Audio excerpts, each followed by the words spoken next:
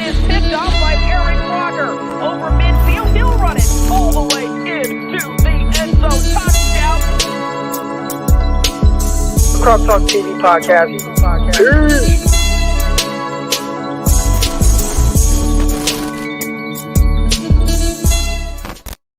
Welcome to another episode of Wideout Wednesday. Of course, I am Crock and joined by my dog, Jasper Rose. Ready to talk some 49er receiver, man. What's good, Rose? What's up with you, man? Hey, man, just chilling. We got some people that came in here right now. I got Bay Boy 49er. He said, am I late? No, you are not late, man. We just hopped on. We're actually late. Obviously, I recorded Locked On 49ers, and we were having some technical difficulties to start, so we kept pushing this start time back a little bit more and more. But we're here now, ready to talk about the 49ers and the receiving corps, man. And we got a lot to talk about, bro. Got a lot's happened, man. We got 53. We got the final 53. So yeah, let's get into it. So we know who made the final roster with the 53. The receivers and everything, and you got Deebo Samuel, Brandon Ayuk, Trent Sherfield, who we're so used to hearing his name now, and you and I have brought him up several times on the show, but it's really special what he did and the impact that he potentially might have on the season. All right, so you got Trent Sherfield, and then you have some of the other guys, and I definitely can't wait to get your opinion on these guys, but Mohamed Sanu, Juwan Jennings, and Jalen Hurd. Yeah. All right.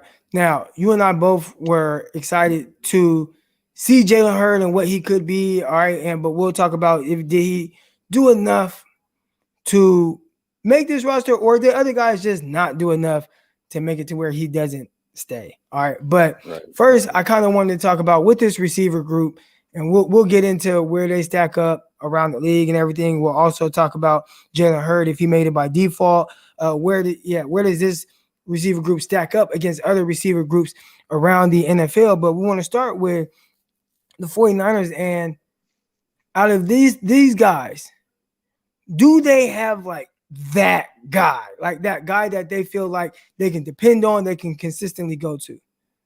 Yeah, and I think it's Brandon Ayuk, as I've said, in the past. I think he's definitely the person I think of when I think of their wide receiver one. I think there isn't a route he can't run. Again, like I said, he struggled with last year, obviously, being on the field consistently. And I think in the beginning, especially in the first few games of the season, just the game being a little too fast. But I think as the season went on, he started to, I think catch his wind, and kind of the game started slowing down, and he started gaining a lot of confidence as the season went on. And we saw it in that Bills, Monday night game a little bit, where he kind of showed out.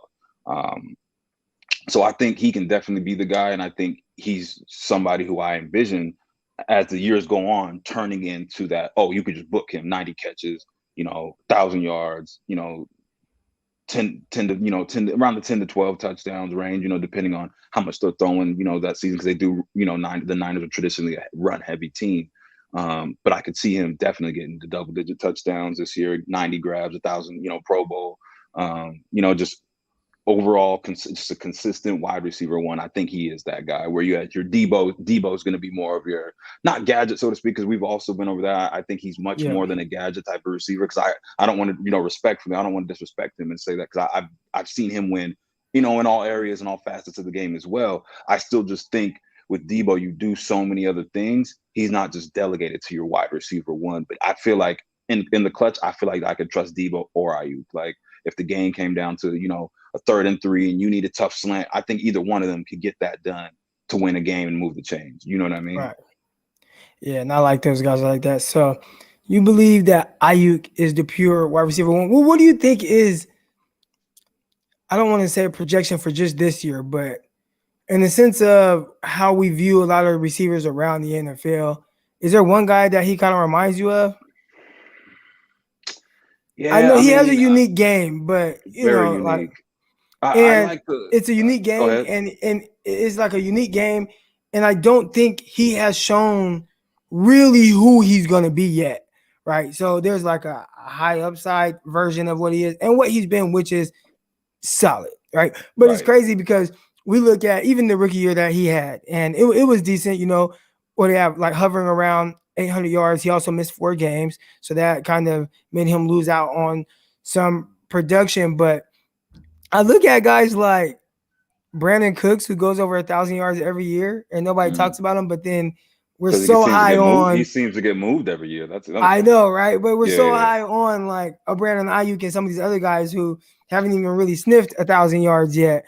But what do you think? Like, kind of, how do you envision him being like down the?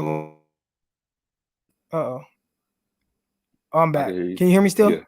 Yeah, I can hear you. You froze right now. My bad. I dropped out. I can hear you though. We can keep rolling because I can hear you.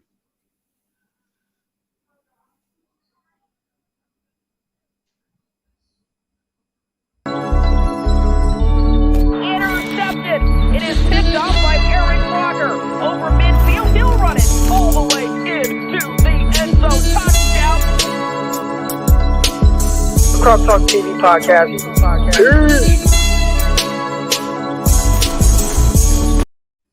All right, am I back? Yep, we got it. Okay, let's go. All right, sorry about that, guys. Good. I don't know what the hell just happened. All right, but really, I just want to know, like, what do you think he can be?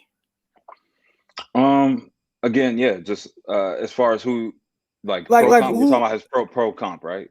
Yeah, Like kind of like yeah, and we can go high end pro comp. I would say what's crazy is like his body type. He reminds me a little bit of Ocho. They don't play the same, but I think Ocho in the sense of like they're kind of wiry. They're not, around the same height, kind of same build. Dez obviously after that Monday night game against the Bills, Dez tweeting us baby Julio. I don't see Julio because Julio is so much more physically imposing than he is. Yeah. So I'd really like if I could ask Des like what like to elaborate on that, what exactly he sees in Brandon Ayuk that makes him. But I mean, as far as like he's really, he's got the long arms. So maybe I think he might run like him. Maybe that's what reminded him of. But I think his body frame to me reminds me of Ocho, and he doesn't have obviously those quick feet off the line like Ocho. Not many people do, but man, it's tricky because obviously with Debo, it's so easy. It's like, oh yeah, I know that's me too, bro. I'm stumped too. It's a tough one. Right, it's a tough one because with Debo, it's like, oh, that's Anquan Bolden. You know what I mean? That's his game is literally just like Anquan's was, body type and everything. But with Ayuk, it's tough. It's really tough. I can't think of one, and which could be good in the sense of he could be an outlier with his skill set because we really don't know what he truly can be. But we know he has all the skill set to be again a productive, very maybe a Marvin Harrison, but even like I think he's more explosive and has more game breaking ability than Marvin Harrison. I think he's a little twitchier than Marvin Harrison. You know what I mean? But if we could get Marvin Harrison, let's kind of get into. Yeah, if we would be happy to get him if we get that production. Right. I mean, right. We'll take that. Be a Hall of Famer. Right. Exactly. So Mohamed Sanu, he was kind of by the end of it, like I'd say the day of cut downs, I was just like, I don't think this dude's gonna make it. Like, what do they really need him for? Like, if they talked about Jalen Hurd, and we'll get into like if Jalen Hurd made it by default, but the way that they talked about just okay, we're basically going to keep Jalen Hurd, and then you got Juwan Jennings. I started to think like, well, what do you need? What do you need?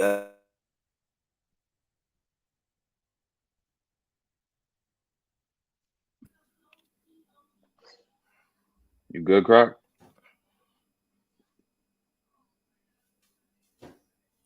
Hey, I keep having some hiccups. Are you able to hear me now? Yeah, I could hear you. You're just a little blurry, but I could hear you.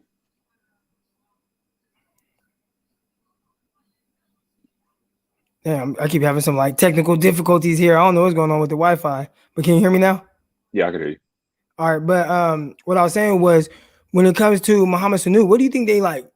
What do you think they need him for? Like when you have Jalen Hurd and you have a Juwan Jennings, what's the role for a Mohamed Sanu? That's going to be interesting because that's a good point, and I didn't really think of it. I kind of just always looked at Sanu. He's having a good camp. He's a lock. He knows the offense. He has a rapport with Shanahan already, similar to Jordan Matthews, who they just brought back today, I believe, for the practice squad, right? As a tight end. He just has Yeah. that rapport with Shanahan, so he's already got that relationship.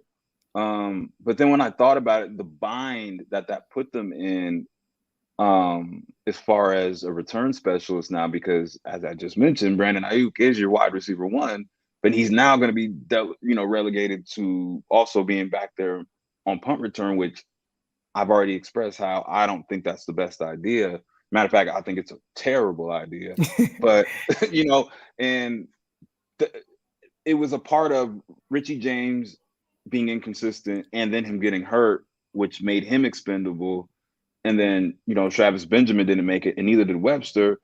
So we're just like, okay, thinking now that you brought that up, I'm thinking, well, shit, they probably could have ran ahead and at least kept Benjamin or Webster to do returns. And yeah, like slide Jennings or Hurd in the position spot Sanu is in.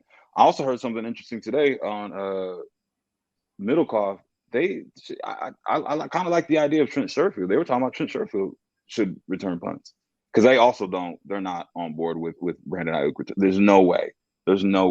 Not as your primary guy. Like exactly. I feel like you can filter him in, but he can't just be back there every single time a team goes to punt. But if you look at the roster right now, he is it. They got rid of everybody who's handled any punt returns. Like, so right. It's got to be Ayuk. And they were saying the same thing I've said. Like, there's no way. Like, and just put it like guys aren't doing like the days of Deshaun Jackson, even to a lesser degree Odell Beckham, his first 2 or 3 years. Those days are over, bro. Like Wade, those days are gone. Like, do you see Justin Jefferson returning punts? Do you see? I'll just do with the dudes in his class. Justin Jefferson, he's not returning punts. CeeDee Lamb, is CeeDee returning punts? Occasionally. Okay, which is why spot duty. That's perfectly fine. Who's the other boy in his class? Riggs, or not Riggs? Henry Ruggs. Oh yeah, Ruggs. Rager too. Ruggs, Rager, all speed guys. Are they even returning punts? I don't think so. I can't recall. I think Lamb was the only guy that I saw really back there.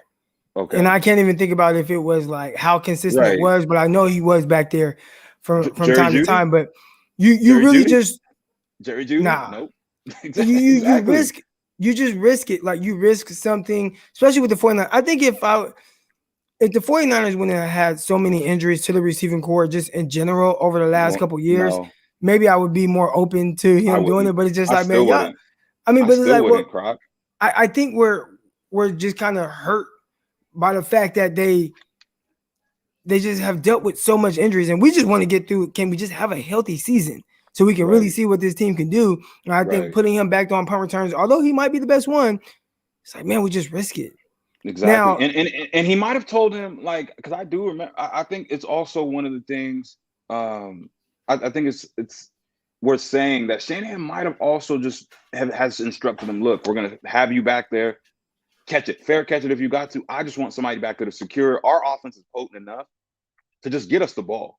I don't care if you have to fair catch every single one. Just catch it, don't get hit, stay out of trouble. And that might be what it is, Croc. If you, at the end of the day, that really might be what it is, because I don't think they have anybody else that could put back there. They're just in a bind right now with the receiver room and return specialists. And, that just is what it is at this point. Yeah, so you got Mariah, and, she asked, did any of those guys do it in college? I believe, Ayuk did. Ayuk did for sure. I think Lamb did some. I think Henry Ruggs, I feel like he handled some sort of return duty. Jalen Waddle, I mean, he's in this class. He for sure did. Mm-hmm. And he's still returning for Miami. Now, to what extent? Your boy Justin Jefferson never did. Your boy Justin Jefferson didn't. Jefferson wasn't back there. Who is back there for? LSU. I mean, it's like LSU, bro. They got athletes. I know they got dudes everywhere. Yeah. So that could, have something to do with it. I just remember Des Bryant returning punts, but he also killed it on returns in college as well. Well, and something my partner brought up to me today, he texted me today and said, don't dismiss Avery Thomas. So that's also an option. Yeah, I know he returned. Avery Thomas. Thomas, yeah. So that's the one guy that I was like, man, if somebody had been returning punts in practice and kind of showcase the ability to be able to kind of get back there and consistently be that guy that I don't want to say you don't care if he gets hurt, but he's a guy who, if he turns the ankle a little bit and has to miss a game, I think you'll be all right because he's not going to be like one of your top 3 corners. So Ambry Thomas definitely is probably a guy I would look to have be a return man, but and then throw Ayuk back there a little bit, but definitely wouldn't have Ayuk back there every single time. I just right. And before we get off, we have to talk about DBs. I have some burning questions about the DB cuts as well, safety specifically. All right, we'll get to that. We'll add that. Yeah, we'll add to that. But yeah, we can keep it moving for now though. All right, so we talked about Sanu and like if he should have made it or not, but there is one guy with Jalen Hurd, and it almost feels like he made it by default, And John Lynch went on and basically said, if he gets through this preseason game and he's not hurt, he's making this roster. All right, how do you feel about that? Because it's a guy who he's kind of living off of his draft spot and what he did a couple years ago. Now he played in the game. I thought it was good to see him be productive. We're talking about 4 catches, 25 yards. Also had a carry for a couple yards. Was targeted 6 times in total. Had a couple drops. I get opportunities to catch the ball that he didn't come down with, and you would like to see him come down with those.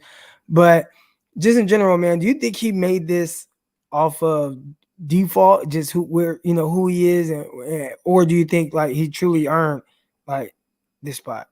I personally think it's a little bit of both. I personally think he's a little bit of both. I'm biased. I've been rooting for the kid, as you know. We've definitely talked about him. I understand, and just from somebody who's been in his position, has been hurt, and has went through the injury, just to see him exercise those demons and just to get on the field finally again.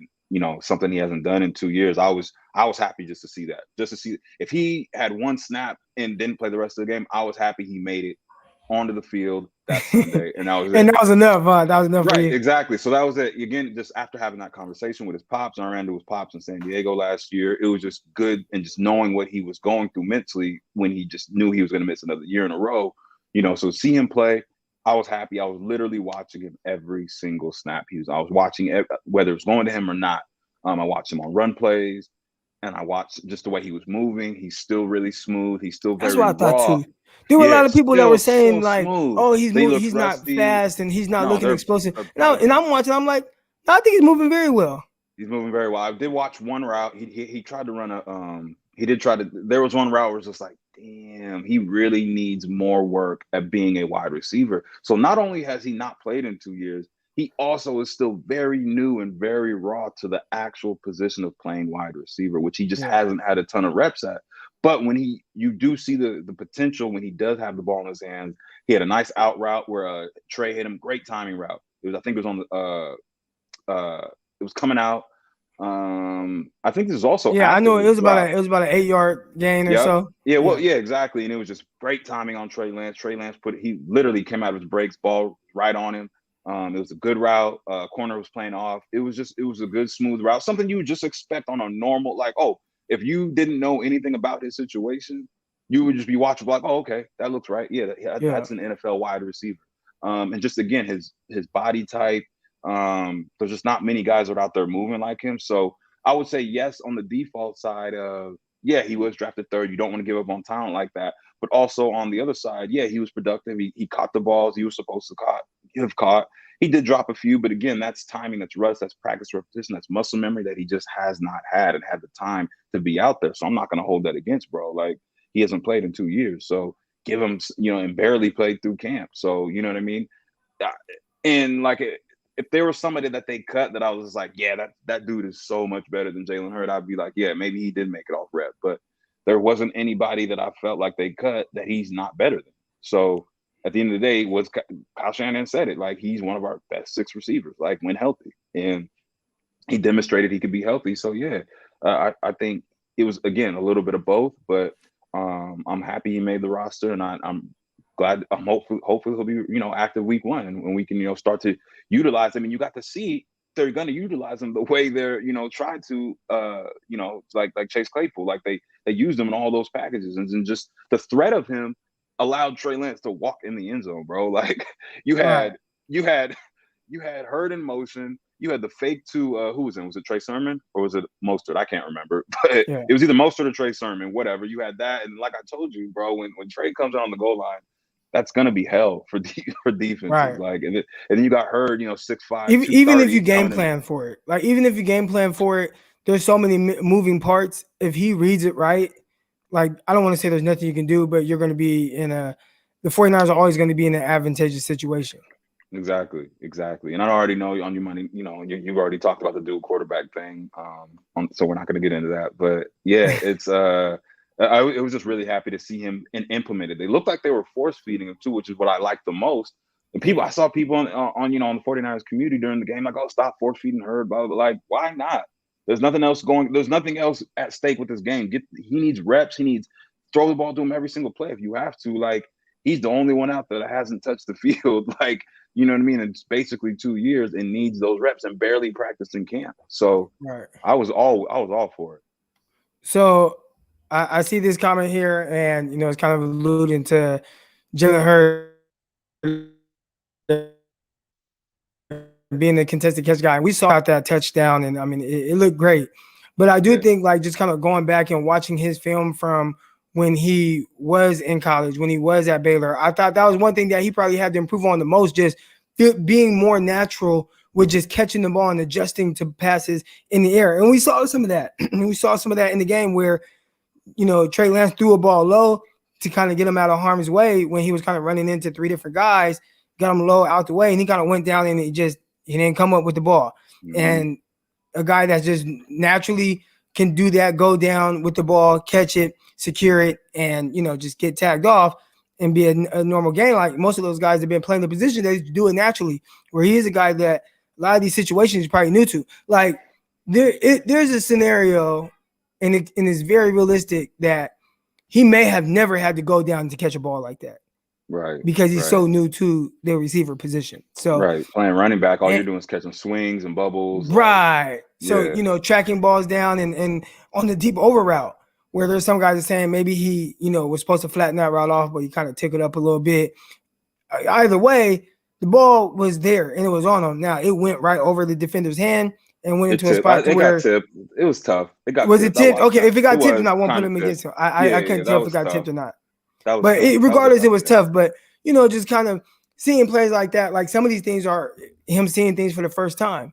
So he's gonna have his kind of ups and downs, but I do think there's a physical presence that he will continue to kind of grow into as the season goes on. So I'll be curious to see if he's one of the 5 receivers that suits up on game day, and then how to utilize him that way. Because man, you start having some of these young guys out there, man, and it gets a little exciting kind of seeing different ways that they can utilize these guys. And that might be what, I think we might have overlooked that. That might be one of the reasons why you keep a Mohamed Sanu in that room, to bring those guys, because he's similar body type as Juwan Jennings and obviously not Jalen Hurd to that extent, but he could groom those guys, so to speak. And again, he has that rapport with Shanahan that he also knows the offense. And I think he's still also in good enough shape himself to still be productive, not just be, holding a clipboard and be kind of a coach that's just suiting up out there. Like, he's not at the end of his career, so to speak, but I think it does, I think it does hold some merit that he is that veteran and probably, that OG in the locker room, like, kind of how Andre Iguodala is for the Warriors, just kind of just like that the grown man in the room, so to speak, out of all the receivers, because he is the OG. He's their OG right now. So there is that aspect of it that I think we might have overlooked.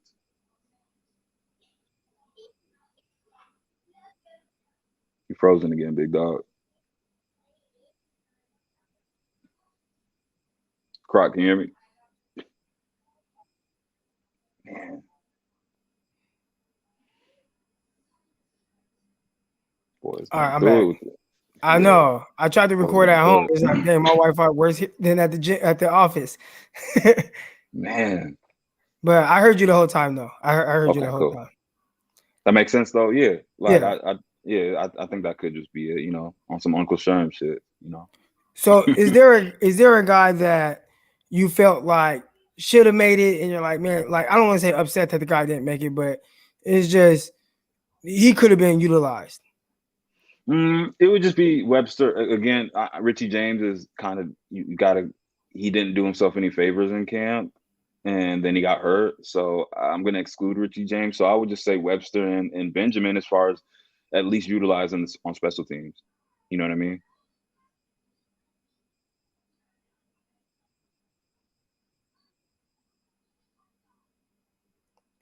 Yeah, I can still hear you. I'm not sure if you can hear me. Yeah, my I Wi-Fi is can. kind of struggling. Yeah, yeah, it is.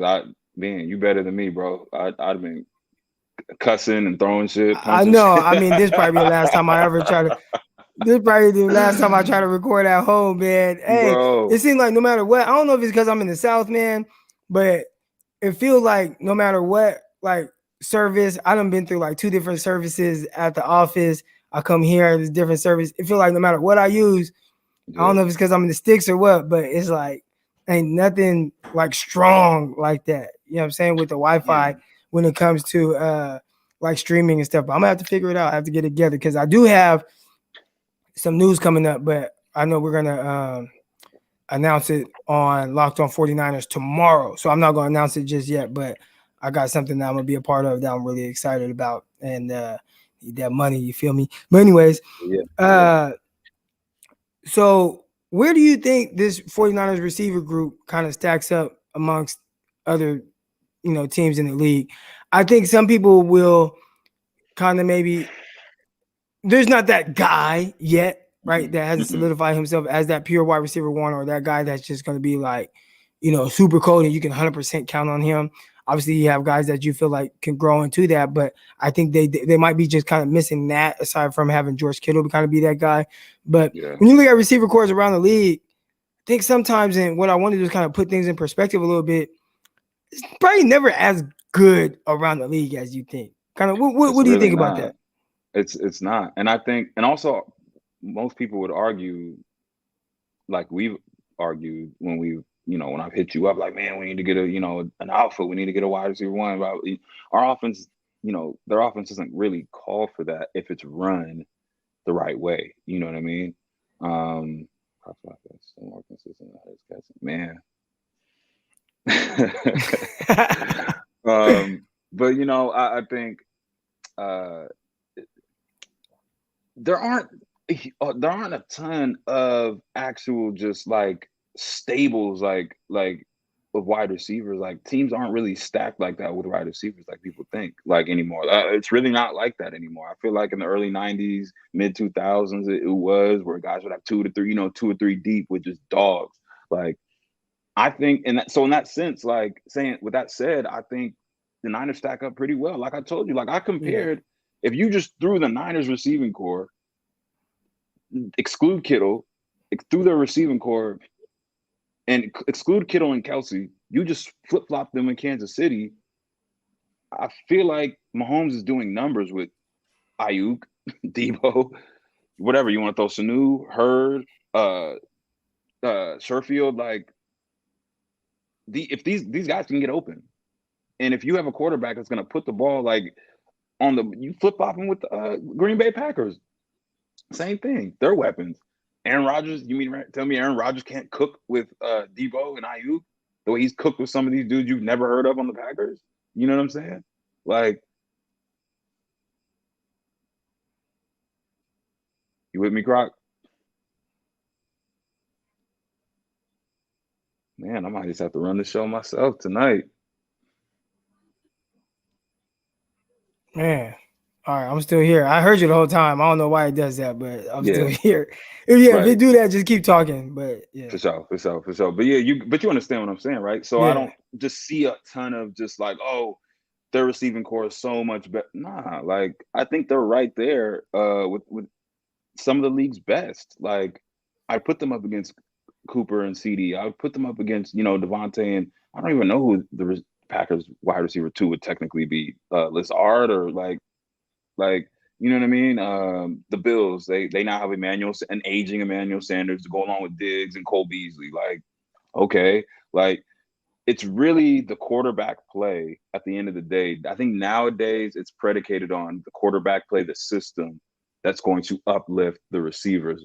versus Right. back then it was vice versa. You had your TOs, your Jerrys, your Randy Mosses, your Michael Irvins. You're just like all these like receivers that were with good quarterback. Those guys I just named were also very good quarterbacks, but they were also just outliers and dogs in themselves that you knew they could go with any quarterback and it wouldn't have mattered. You know Right. what I'm saying? So there isn't that nowadays, so to speak. Like, look at Antonio Brown. Like, I don't think he's going to necessarily put up the crazy stats he was putting up ever again. You know what I'm saying, Croc? And Right. I don't think that's because he doesn't have it.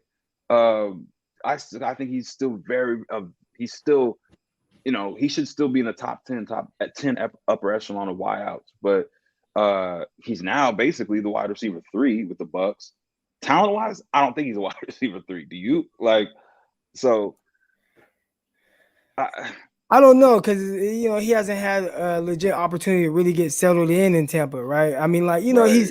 he's kind of there, but I think he came in like mid-year, and then obviously like he was there, but I think maybe we might Suspended. even see a better version of AB out there in Tampa this year, just from him having that offseason and being able to really build some cohesiveness with Tom Brady and the rest of the guys. I hope so, because Brady's my QB1 in my work league, so that would be great.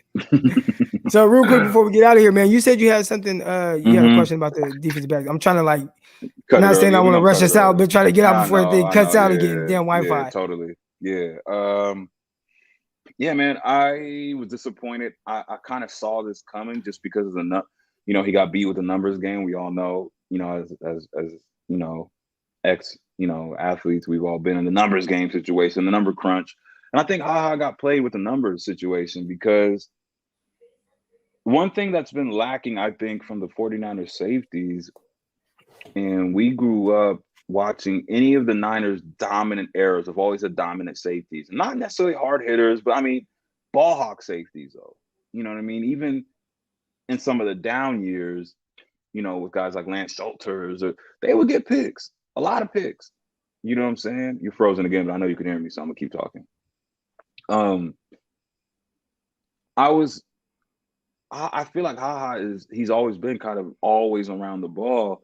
And I just felt like watching him in camp and in preseason, I feel like he had more picks than I think Tart and Ward have ever had, I believe, in their entire tenure combined with the Niners. They don't they just, I'm not even, they're good players. Like, don't get me wrong.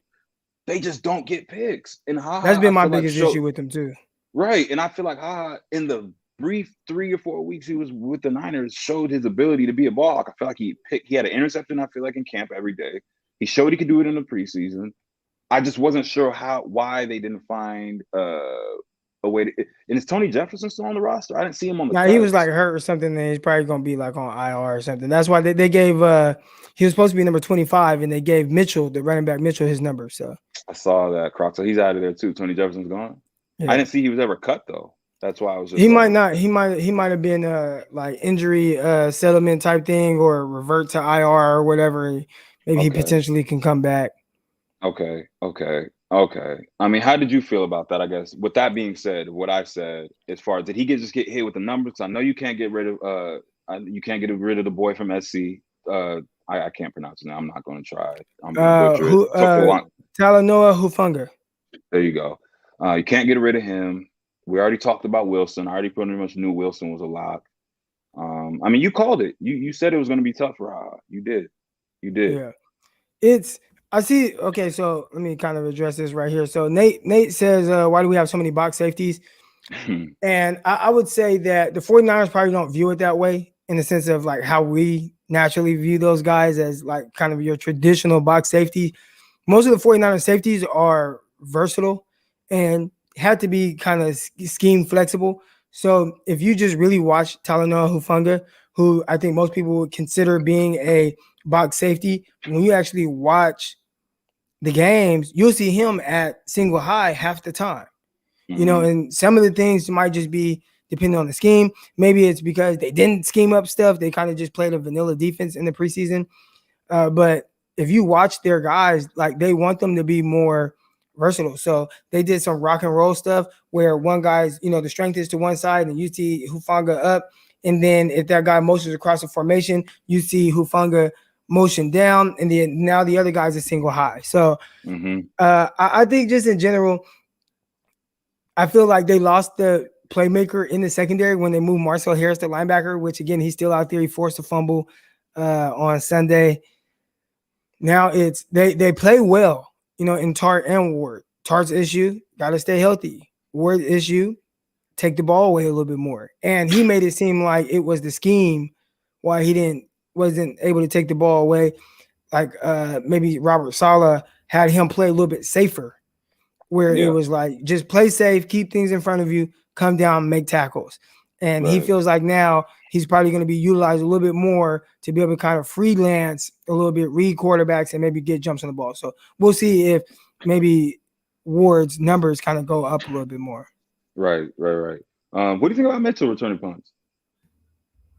You look pretty good on kick return. Well, crazy thing is, I mean, him on kickoff return, that was like his first time ever doing it. He never did it in college. So, or maybe in high school, some dudes doing it in high school, but never did it in college. So, throwing back there, he did it, catching that punt return. It's a different kind of, trying to get comfortable with it. But, we'll see if he could do it. We think about it like it's Madden, and on Madden, you can just throw anybody back there on punt return, kick return. But in real life, there has to be some kind of comfortability with that ball being in the air, being able to see that, catch it, and see the field where everybody's at, make a guy miss initially, and then be able to skate off from there. So we'll see who ends up being that guy. And I'm pretty sure, I don't even think they know. Kyle said they know, but I don't think they know. I don't think they know. I was surprised Gallman got cut too. Those were the only ones that surprised me. Clinton Dix, even though it didn't surprise me because I knew the numbers game. And Gallman being cut, I guess, Hasty, they knew what they had in Hasty. So I can't say that Hasty breaking that run against the Raiders was just like, oh, we got to keep Hasty. You know what I mean? Or exposing him. I feel like they could have stashed Hasty. I feel like they could have stashed him. Potentially, but he did lead the whole NFL in rushing yards. So that stashing him might be in rushing yards in the preseason. So you think he would have got claimed? You think he would have? I think feel like he didn't get claimed last year, Crock. I know, but he just did a little bit more this time. I think there definitely was more of a risk of him getting claimed as opposed to Wayne Gallman. Did anybody pick up Gallman? I'm not sure. I didn't check that yet today. Yeah, see, all I saw is they brought back Jordan Matthews and Dante Johnson, of fucking course. But that's all I really saw, who they brought back. I didn't see if Gallman got claimed. And you're froze again. We're gonna let you get out of here, Crock. This shit is crazy. I know. Oh, you got the patience of a saint. I wish I had half the patience you had, Crock. For real. My life would be so much better if I wasn't so irritable. Boy. I'd have flipped over everything on that desk. Ripped everything off the walls. Punching shit. That's why I got you looking crazy right now. Yeah. You really out down bad. Oh man. Well, with that, folks, that might be today's episode. We finna wait. We finna wait a little bit for Crock, but yeah.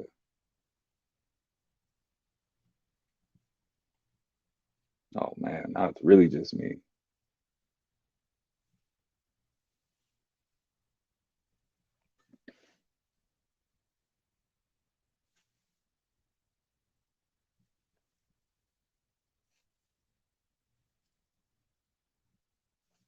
Can y'all still ask questions?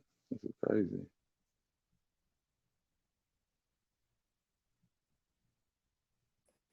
All right, I'm back. Hey, there you go. Yeah, I think that thing is like, get off the damn. Lonely. That was lonely as fucking there. It's like, man, get off. All right, we're gonna get up out of here, man. Yeah, hey, I appreciate everybody for tuning in. Thank you for sticking with us through these technical difficulties of this Wi-Fi. I don't even think I could post this video, but appreciate everybody for tuning in. Guys, appreciate you, my guy Jasper. Everybody, the NFL season is here. The final 53 roster is here. I still have some sort of questions about the receiver core, but don't want to get into any more before this Wi-Fi cut out again. I appreciate everybody. If you're not already subscribed to Underdog Fantasy, download the app, get on there. When you deposit a minimum of $10, you get an additional $25 into your account when you use promo code Crocky. And you signing on might be able to get me to fix my Wi-Fi. All right. So I appreciate everybody. I appreciate everybody tuning in from Crock, from Jasper. Man, appreciate all y'all. And we're out, man. Peace. Intercepted. It is picked off by Aaron Crocker. Over midfield, he'll run it all the way into the end zone. Touchdown. Crock Talk TV podcast. Peace.